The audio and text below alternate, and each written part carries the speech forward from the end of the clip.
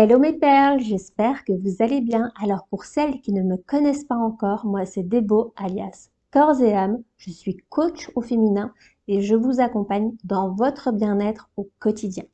Alors aujourd'hui, on va voir ensemble comment gérer au mieux son temps, comment s'organiser donc afin de mettre en place un ou plusieurs projets et atteindre ses objectifs dans les plus brefs délais.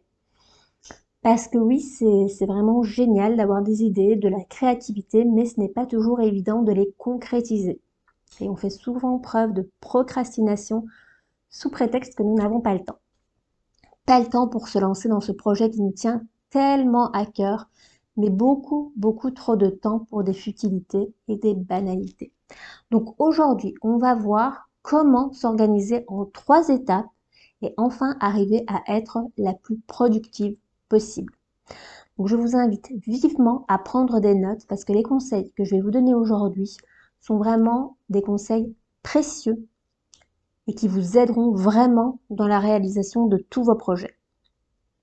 Alors, la première étape consiste donc à déterminer clairement ses objectifs. Donc un objectif qui n'est pas clairement défini, qui n'est pas concret, n'est pas réalisable. Donc pour ce faire, je vous conseille donc d'adopter la méthode SMART, donc S-M-A-R-T-E. Donc S comme spécifique, donc qui soit clair, net et précis, donc le plus clair possible avec le plus de détails possible. Alors M comme mesurable, donc que l'on puisse quantifier. Donc, pour vous donner un exemple concret, je dois perdre du poids n'est pas mesurable. En revanche, je veux perdre 5 kilos lait. Donc ensuite, A comme atteignable. Donc, les filles, inutile de se donner des objectifs qui ne sont pas réalisables. Comme par exemple, pour revenir avec l'exemple des kilos, perdre 10 kilos en une semaine. Voilà. Ensuite, le R comme réaliste. Donc qui est de la cohérence, du bon sens, donc qui tiennent compte des limites de la réalité. Le T comme temporellement défini, donc avec une échéance dans le temps, une deadline. Donc par exemple, je veux perdre 5 kilos en 2 mois. Donc vous avez une quantité et une échéance claire et précise. Donc voilà. Et ensuite le E qui n'est pas toujours utilisé mais que je trouve personnellement assez intéressant, donc qui soit écologique, éthique, donc c'est-à-dire qui répondent à des valeurs humaines, donc au respect d'autrui et de l'environnement. Donc un projet qui ne répond pas à ces différents critères est un projet qui est flou et qui manque de structure. Donc quand vous décidez de vous lancer dans un projet, je vous conseille vraiment de toujours réaliser un plan écrit, voilà, dans lequel vous allez répondre à ces différents points et donc structurer de manière claire votre projet.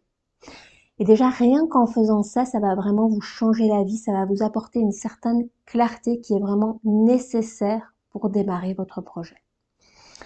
Voilà, donc maintenant on va passer à la seconde étape, donc qui consiste à découper votre objectif. Donc là, concrètement, on va réaliser un plan, voilà, dans lequel on va noter son but final, avec donc voilà sa date d'échéance, mais on va le découper en petites tâches qui auront elles-mêmes leur date d'échéance.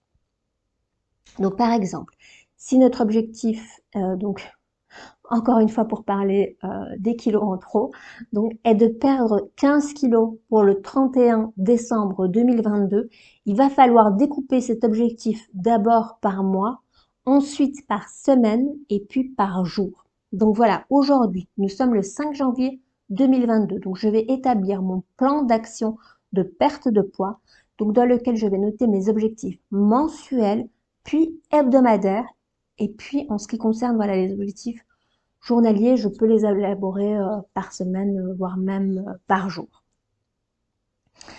Alors, je vais vous donner un autre exemple pour vous montrer que voilà, vraiment ça fonctionne avec tous les sujets.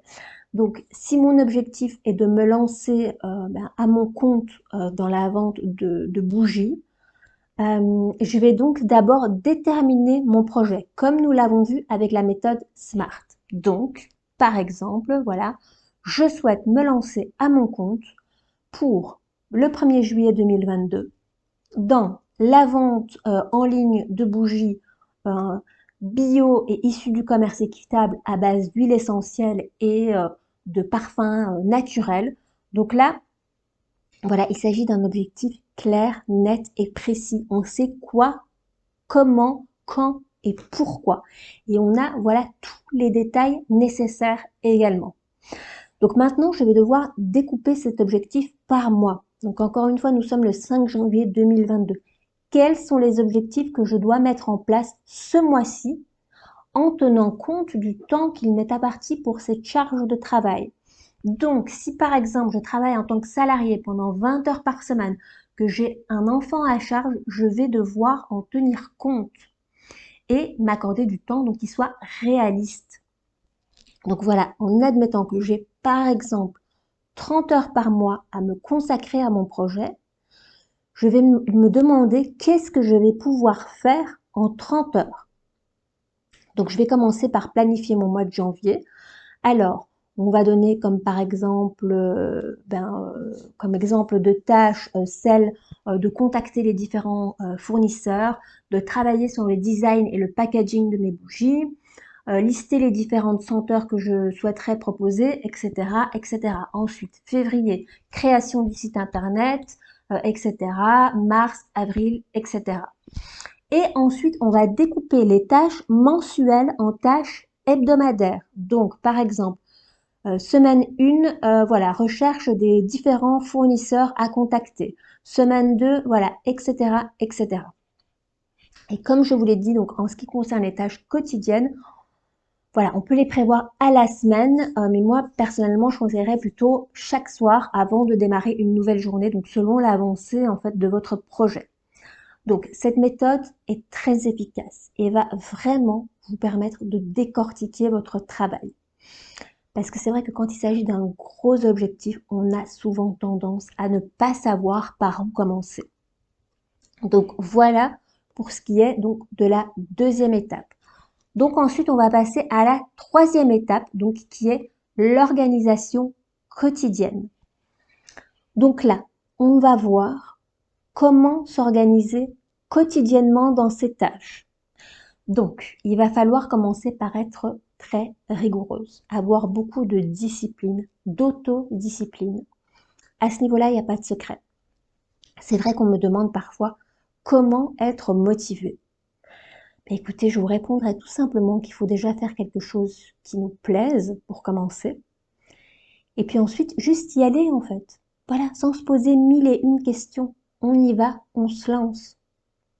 Il faut vraiment partir du principe que vous êtes votre propre patron dans votre projet. Alors, même s'il ne s'agit pas d'un projet professionnel, il va falloir vraiment intégrer l'idée que voilà, vous êtes votre boss, vous êtes la boss en fait de votre projet et que vous vous respectez assez que pour vous réveiller à 7 heures du matin si vous avez mis votre alarme à cette heure-là.